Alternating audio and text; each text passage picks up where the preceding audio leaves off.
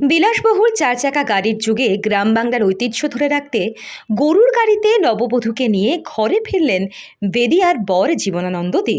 এবং অবশ্যই তাদের সম্মতি ছিল গোবিন্দপুরের কনে নিবেদিতা মাঝির। রঙিন ফুল ও রংবাহারি আলোয় সাজানো দামি গাড়িতে বিয়ে করতে যেতে দেখা যায় হামেশাই। নতুনত্ব আনতে কোথাও পালকি, আবার কোথাও ঘোড়ার গাড়ির ব্যবহার করতেও দেখা যায়। কিন্তু গরুর গাড়িতে বউ নিয়ে ফেরার ঘটনা নতুনই বটে।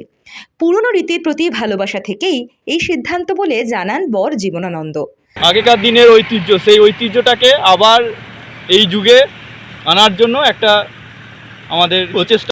গ্রামের পথ দিয়ে গরুর গাড়িতে নববধূকে নিয়ে যাওয়ার দৃশ্য দেখতে উৎসাহী হয়ে পড়েন স্থানীয় বাসিন্দারা। ছোট বড় অনেকেই মোবাইল ফোনে সেই ছবি তুলতে ব্যস্ত হয়ে পড়েন। মানুষের উৎসাহ দেখেই তো বোঝা যাচ্ছে, সবাইকে দেখছি যে সবাই দাঁড়িয়ে দেখছে যে না জিনিসটা কি হচ্ছে। সবাই পুরোনো দিনের কথাগুলো আবার মনে পড়ছে যে না আবার সেই পেছনে আবার সেই আগের কালের মতন আবার গরু গাড়িতে ফিরে আসছে সব মানুষ। এই যে গরু গাড়ি করে বিয়ে গেল, এটা মানে আগেকার যুগে ছিল, এখনকার যুগে মানে এইভাবে দেখাই যায় না।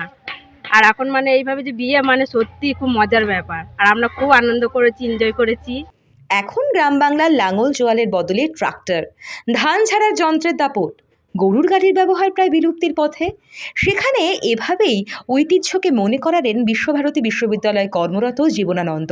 পাশে থাকলেন কনে নিবেদিতাও।